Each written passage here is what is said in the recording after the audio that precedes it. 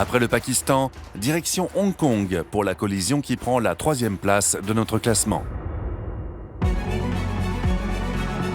Elle s'est produite en 2012 lorsque 2 bateaux se sont tragiquement percutés, entraînant la mort de 39 personnes.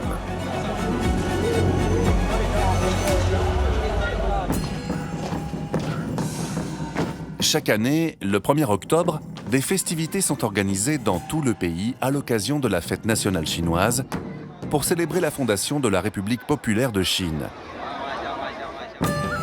À Hong Kong, la tradition est observée depuis 1997, année de la rétrocession du territoire à la Chine. Les célébrations durent 7 jours, au cours de ce que l'on appelle la Golden Week.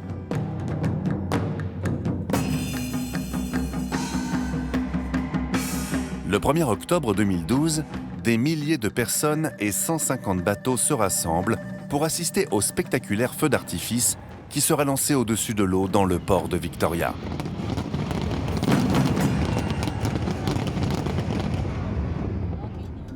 Avant le début du feu d'artifice, à 20h, le ferry Sismouth quitte l'embarcadère central des ferries sur sa route régulière vers l'île de Lama. À bord se trouvent 99 passagers.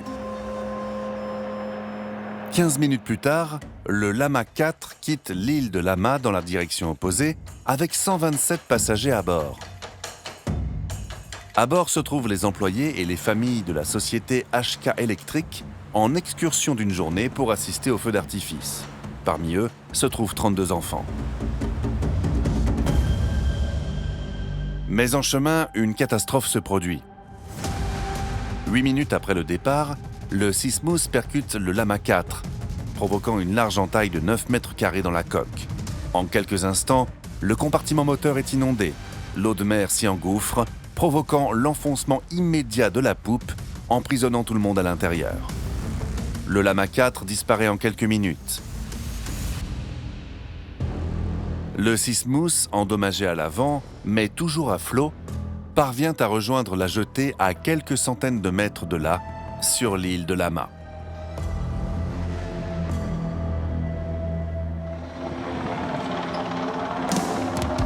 Dans le chaos, des bateaux et des hélicoptères parcourent la zone pour tenter de porter secours aux survivants. Près d'1 millier de secouristes se mobilisent. Une véritable course contre la montre pour sauver les personnes bloquées dans le bateau.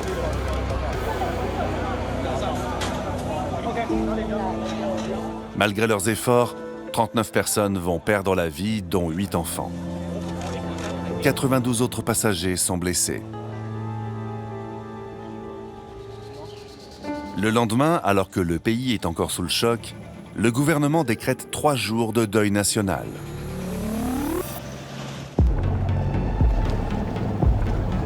L'enquête révélera que le Sismouth a percuté le Lama 4 à une vitesse de 44 km/h.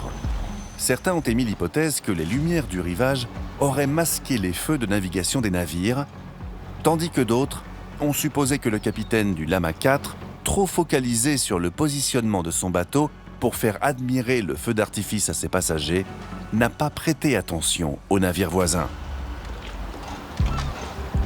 Un examen plus approfondi mettra en évidence de graves lacunes dans les mesures de sécurité.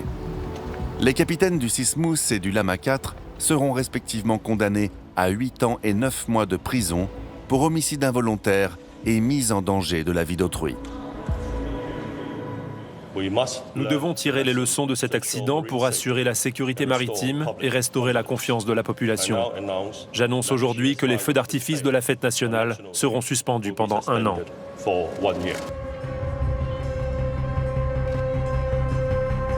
Encore aujourd'hui, la catastrophe est restée dans la mémoire des habitants. Elle rappelle à toutes et tous à quel point les eaux de Hong Kong représentent un danger réel lorsque cette ville portuaire est en pleine effervescence.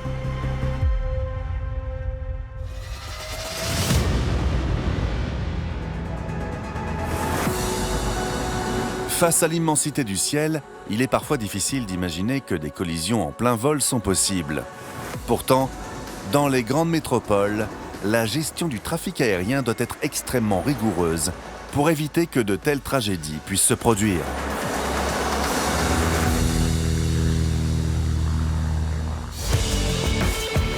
Retour aux États-Unis pour découvrir la collision qui prend la 2e place du classement et plus précisément dans la région de Los Angeles.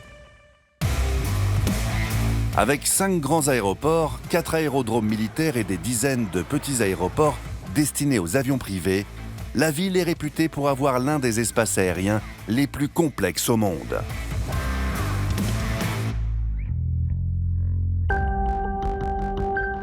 Nous sommes le 31 août 1986. La météo est idéale, le ciel bleu est dégagé et les conditions de vol sont parfaites. À 11h41, William Kramer, pilote privé agréé, quitte l'aéroport de Torrance avec sa femme et sa fille à bord de son Piper PA-28 Archer. Il se dirige vers l'aéroport de Big Bear City. Mais pour atteindre leur destination, ils doivent traverser la zone de contrôle terminale de Los Angeles. À l'époque, un petit avion privé comme le Piper PA n'était pas doté d'équipements permettant de transmettre des informations sur son altitude à la tour de contrôle. Sans autorisation, William Kramer décide de rester en dehors des limites de l'espace aérien des gros aéroports. Il vole à vue et n'apparaît pas sur les écrans des contrôleurs aériens. Mais à 11h49, il entre dans la zone réglementée autour de l'aéroport international de Los Angeles. Pendant ce temps, le vol 498 d'Aéroméxico, un Douglas DC-9 en provenance de Tijuana au Mexique, avec 64 personnes à bord, se prépare à atterrir, en suivant les consignes des contrôleurs aériens. Le commandant de bord ignore totalement qu'un petit avion privé se dirige vers lui. Les 2 avions se rapprochent rapidement l'un de l'autre. À 11h52, à près de 2000 mètres d'altitude, le petit avion entre en collision frontale avec l'avion d'Aéroméxico. Le moteur du Piper percute le stabilisateur vertical du DC-9, tandis que le stabilisateur horizontal de l'avion de ligne traverse la cabine du Piper. L'impact rend le DC-9 incontrôlable. Il pique du nez vers le sol, directement dans la zone densément peuplée de Cerritos. Des dizaines de maisons sont détruites et 15 personnes sont tuées, en plus des 64 passagers et membres d'équipage qui se trouvaient à bord.